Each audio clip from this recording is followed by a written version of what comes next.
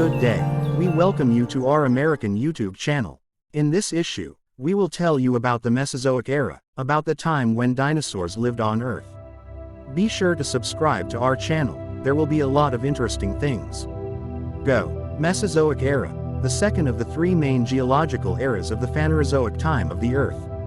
Its name comes from the Greek term for middle life. The Mesozoic era began 252.2 million years ago, after the end of the Paleozoic era, and ended 66 million years ago, at the dawn of the Cenozoic. The main subdivisions of the Mesozoic era, from oldest to youngest, are the Triassic, Jurassic, and Cretaceous. The ancestors of the main groups of plants and animals that exist today first appeared in the Mesozoic, but this era is best known as the time of the dinosaurs. The climate of the Earth in the Mesozoic era was generally warm, and the temperature difference between the equatorial and polar latitudes was less than today. The Mesozoic was a time of geological and biological transition. During this era, the continents began to acquire their modern configurations. There has been a distinct modernization of life forms, due in part to the extinction of many earlier types of organisms. 3 of the 5 largest mass extinctions in the history of the Earth are associated with the Mesozoic. Mass extinction occurred on the border between the Mesozoic and the preceding Paleozoic. Another occurred in the Mesozoic at the end of the Triassic period. The third occurred at the border of the Mesozoic and subsequent Cenozoic, which led to the death of dinosaurs.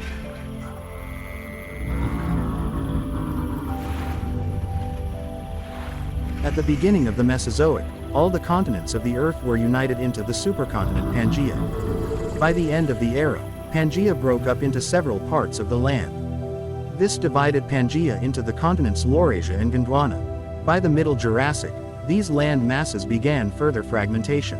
At that time, most of Pangaea lay between 60 degrees north and 60 degrees south, and the expanding Tethys Sea at the equator crossed Gondwana and Laurasia. When rifting developed sufficiently, oceanic centers formed between the land masses. In the Mid-Jurassic period, North America began to separate from Eurasia and Gondwana. By the late era, Africa began to separate from South America, and Australia and Antarctica separated from India. Toward the end of the Cretaceous, Madagascar separated from Africa, and South America shifted to the northwest. The fauna and flora of the Mesozoic differed sharply from that of the Paleozoic. The largest mass extinction in the history of the Earth occurred at the border of 2 eras, when about 90% of all marine invertebrate species and 70% of terrestrial vertebrates disappeared. At the beginning of the Mesozoic, the environment began a long recovery of diversity. Vertebrates, less severely affected by extinction than invertebrates, gradually diversified. The land was dominated by the rhapsids, sometimes called beast-like reptiles, and thakodons, the ancestors of dinosaurs and crocodiles, both of which appeared in the late Triassic. The late Triassic also saw the appearance of the first true mammals, small omnivorous shrews, as well as lizards, turtles, and flying pterosaurs. In the oceans, mollusks, including ammonites, bivalves, and gastropods, have become the dominant group. Fish, sharks, and marine reptiles such as plesiosaurs, nodosaurs, and ichthyosaurs also swam in the Mesozoic seas.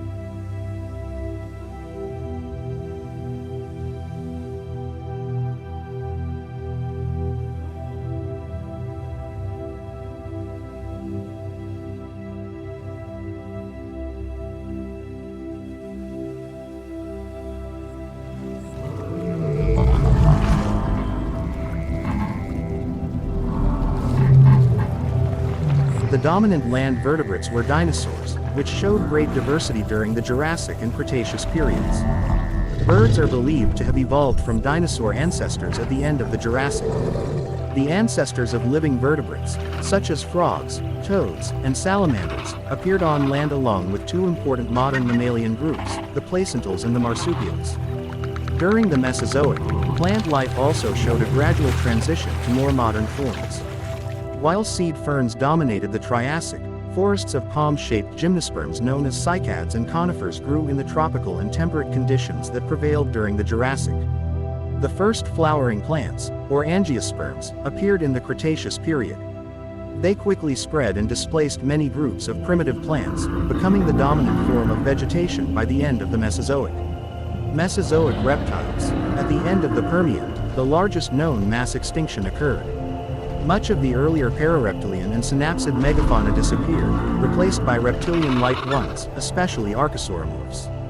They were characterized by long hind legs and upright posture, early forms somewhat reminiscent of long-legged crocodiles. Archosaurs became the dominant group during the Triassic, although it took 30 million years before their diversity became as great as that of animals that lived in the Permian. The archosaurs evolved into the well-known dinosaurs and pterosaurs, as well as the ancestors of crocodiles. Because the reptiles, and then the dinosaurs, dominated the Mesozoic era, this interval is commonly known as the Age of the Reptiles. Dinosaurs were both gigantic and small, including smaller feathered theropods. During the Cretaceous, they gave rise to the first true birds. As we can see, the Earth was going through a very terrible time, and the animals that lived at that time, and how to say the dinosaurs, were constantly subjected to terrible trials from the planet.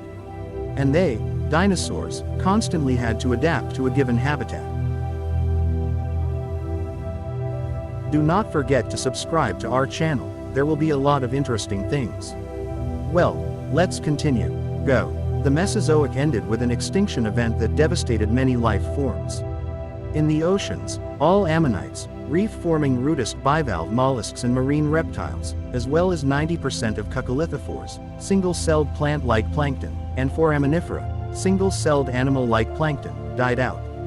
Dinosaurs and flying reptiles died out on land. The Cretaceous extinction has been variously associated with such phenomena as global tectonics, the drying up of continental seas, northward migration of continents to other and much cooler climatic zones, intensified volcanic activity, and catastrophic meteorite or asteroid impacts. The Cretaceous extinction may well have had several causes.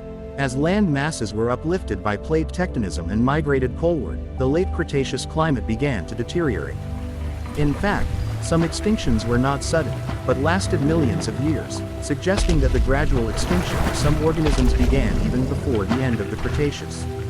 However, strong evidence supports the claim that large-scale impacts played a significant role in the mass extinctions at the end of the Mesozoic, including the sudden disappearance of many groups such as ammonite and microfossil species, the presence of geochemical and mineralogical signatures that most likely came from extraterrestrial sources, and discovery of the Chicxulub crater in the Yucatan Peninsula.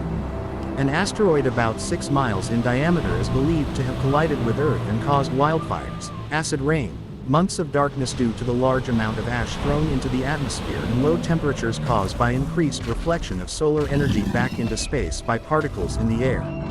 This may have been followed by intense warming as the heat was captured by atmospheric aerosols. Whatever the cause, this major mass extinction marks the end of the Mesozoic era. The end of dinosaurs other than birds and many other life forms allowed the development of the modern biota in the Cenozoic era.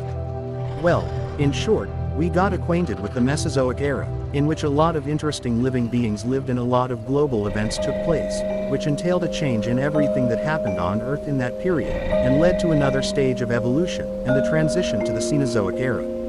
Stay with us, subscribe to the channel. In the next issue, we will consider the development of the Cenozoic era. So, see you again. Please like the video if you liked it. Bye.